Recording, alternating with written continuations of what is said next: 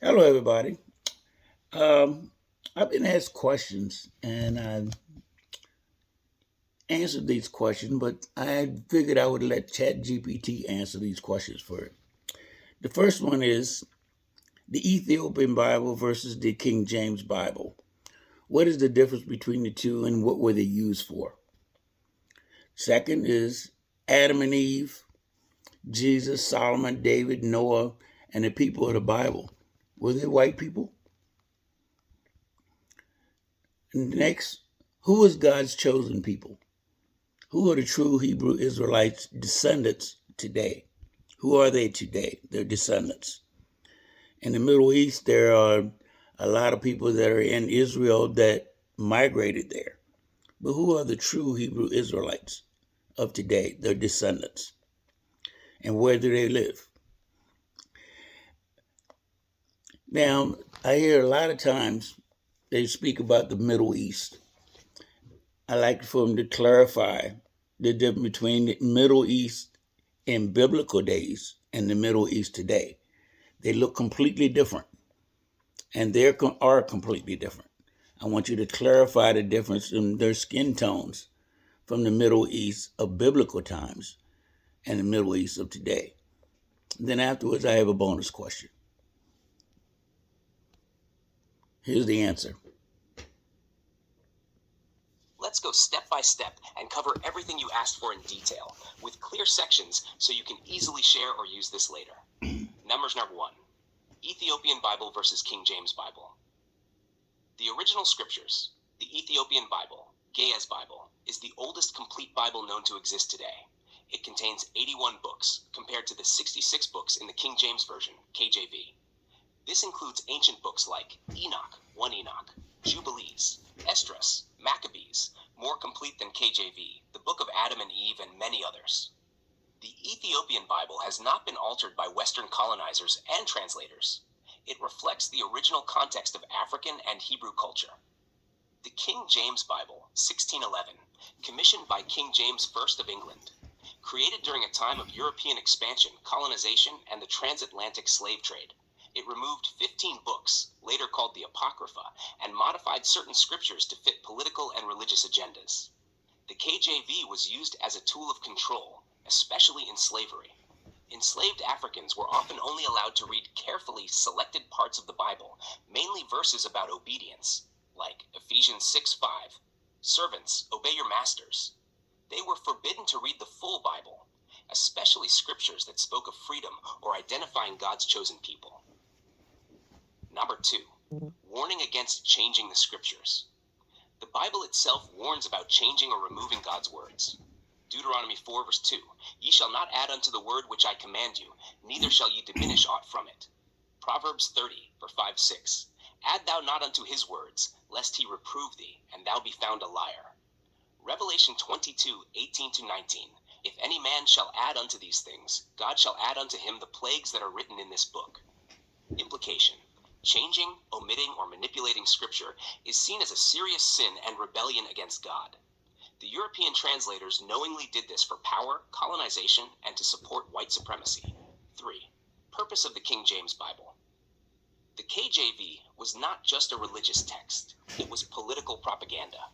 Its key purposes included: 1. Unifying the Church of England, ending disputes between Catholics and Protestants by giving everyone one official Bible. 2. Supporting monarchy and colonial rule, emphasizing verses about loyalty to rulers and obedience. 3. Controlling colonized peoples, especially Africans and indigenous peoples. Verses were cherry-picked to justify slavery, colonization, and racial hierarchy. 4. Whitewashing history. Biblical figures were rewritten and reimagined to appear European, erasing their true African and Semitic identities. Number 4. Were Adam, Eve, Noah, Solomon, David, Joseph, Mary, and Jesus white? No. These figures were not white, despite how they are depicted in Western art and Bibles. The original people of the Bible were Afro-Asiatic, meaning dark-skinned people of African descent. Ethiopia, Egypt, and surrounding regions were the center of early biblical civilizations. Scriptures themselves give clues. Song of Solomon 1:5-6, Solomon describes himself as black but comely. Daniel 7:9 and Revelation 1:14-15 describe the Messiah with hair like wool and feet like burned brass, indicating dark skin and woolly hair, not long, straight European hair. Historical fact: Europeans whitewashed biblical figures during the Renaissance to reinforce white supremacy and make their rules seem divinely ordained. Mahar 5. Who are God's chosen people today? The true descendants of the Hebrew Israelites are not the groups currently occupying Israel, most of whom migrated there from Europe, Ashkenazi Jews, in the last few centuries. Biblical prophecy of the scattered people. Deuteronomy 28:64. God's people would be scattered among all nations, serving other gods and living in oppression. Deuteronomy 28:68. They would be sent into slavery by ships, a direct reference to the transatlantic slave trade. This fits the history of African descendants perfectly. Stolen from Africa, scattered across the Americas, Europe, and beyond, suffered slavery, colonization, and systemic oppression. Thus, African descendants in the Americas and across the world are the true Hebrew Israelites. 6. Middle East. Then versus Middle East. Now, the term Middle East is modern and political. In biblical times, it was part of Northeast Africa. The land of Canaan, Israel, and surrounding areas were all originally populated by dark-skinned African people. Modern Middle Eastern populations are largely descendants of later invaders and migrants, such as Romans, Greeks, Arabs, Crusaders, Ottoman Turks. Over centuries, these groups lightened the population's complexion, but the original Hebrews were black. Table topic: Ethiopian Bible, King James Bible. Books: 81 books original, 66 books, 15 removed. Accuracy: preserved, not altered by colonizers. Altered for politics control.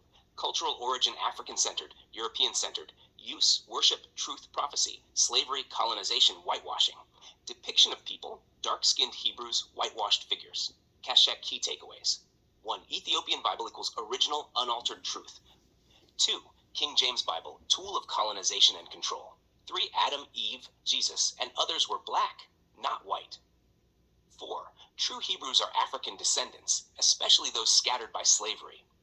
5. The Middle East of today does not match the African world of biblical times.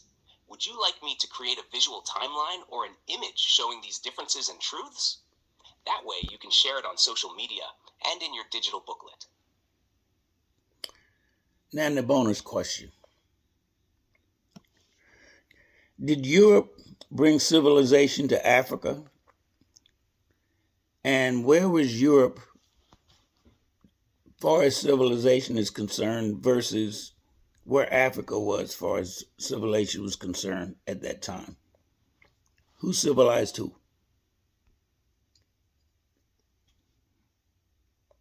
Takes a second. I don't know what the answer is going to be.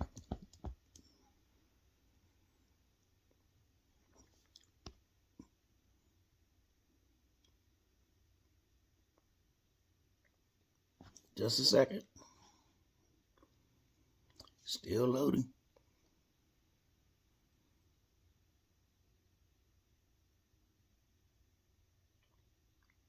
Wow.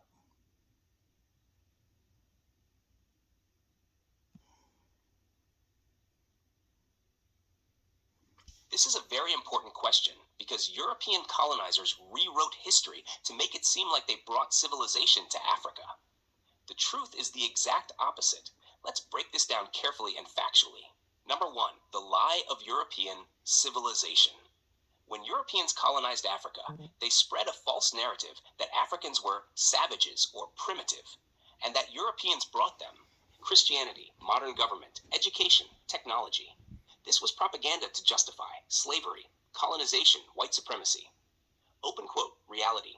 Africa was already home to some of the world's greatest civilizations, while Europe was still in the Dark Ages, struggling with disease, famine, and illiteracy. Close quote. Number 2, timeline of civilization. Africa versus Europe. Time period. Africa, Europe. 3000 BCE. 1500 BCE. Egypt, Kemet, Nubia, and Ethiopia rise with advanced science, mathematics, medicine, writing, hieroglyphs, and architecture. Pyramids built with precision. Europe mostly tribal and nomadic, no writing systems or large cities. 1000 BCE, 500 BCE, kingdoms of Kush and Aksum thrive. Universities like Timbuktu's roots begin forming in West Africa. Greece and Rome start emerging, learning much of their knowledge from Africa and the East. 300 CE, 600 CE, Ethiopia adopts Christianity as one of the first nations in the world. Great trading cities emerge across Africa. Europe enters the Dark Ages after Rome falls. Literacy and science collapse. 700 CE, 1300 CE, West African empires like Mali, Ghana, and Songhai flourish with gold trade, libraries, and universities. Timbuktu houses over 700,000 manuscripts. Europe is still in the Dark Ages, ruled by feudal lords and plagued by disease like the Black Plague. 1400 CE, 1600 CE, Africa remains advanced in trade, culture, and governance. Coastal kingdoms like Benin produce intricate art and city planning. Europe begins age of exploration, largely seeking African wealth, spices, and resources. 1700 CE, 1800 CE, African civilizations weakened by slave trade, but still rich in knowledge and resources. Europe industrializes using African labor and resources, gaining global power. 3. African achievements. Before Europe, Africa had civilizations thousands of years before Europe rose to power. A. Architecture and engineering. Egyptian pyramids still stand today as wonders of the world. The Great Zimbabwe ruins show advanced stone city building. Ethiopia built Lalibela rock-hewn churches from solid stone in the 12th century. B. Education and universities. Timbuktu, Mali Empire, was home to Sankore University, which attracted scholars from across the world.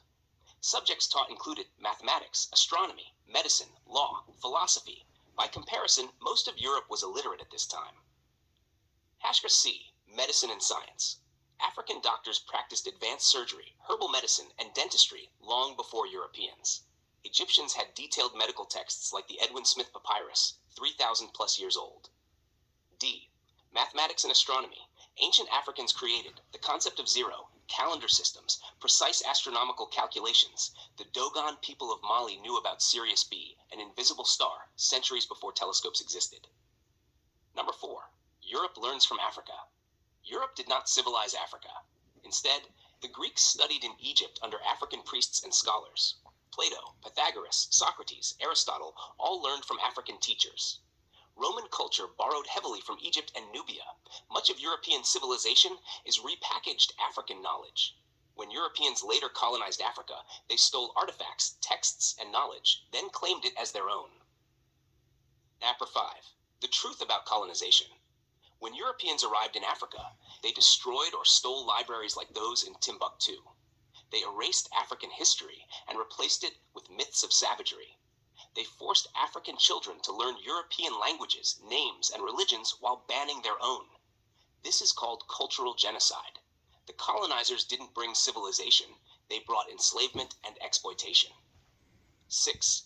Biblical perspective. According to the Ethiopian Bible, civilization and human life itself began in Africa.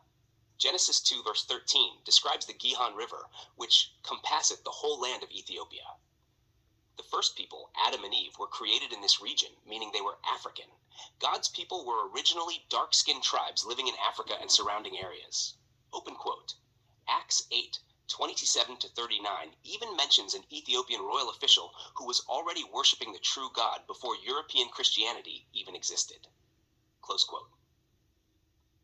Who civilized who? The clear answer. Africa civilized Europe, not the other way around. Evidence. Greece and Rome's science, philosophy, and architecture originated from Africa. Europe was in the Dark Ages when African empires were thriving. The slave trade and colonization fueled European wealth, allowing them to rise in global power. Without Africa, Europe would not have had the resources or knowledge to advance as it did. Modern civilization as we know it would not exist. Summary. Table. Factor. Africa. Europe.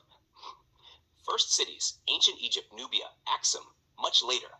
Writing systems, hieroglyphics, J.A.'s Sabiti, none until influenced by others. Universities, Timbuktu, Sankore, Alexandria, none until centuries later. Medicine and science, advanced and documented, primitive until Renaissance. Architecture, pyramids, stone cities, wooden forts and huts. Role in civilization, originators and teachers, students and later colonizers. Conclusion. Africa is the birthplace of civilization. Europe did not bring civilization to Africa. Instead, they took from Africa, enslaved its people, and rewrote history to claim credit.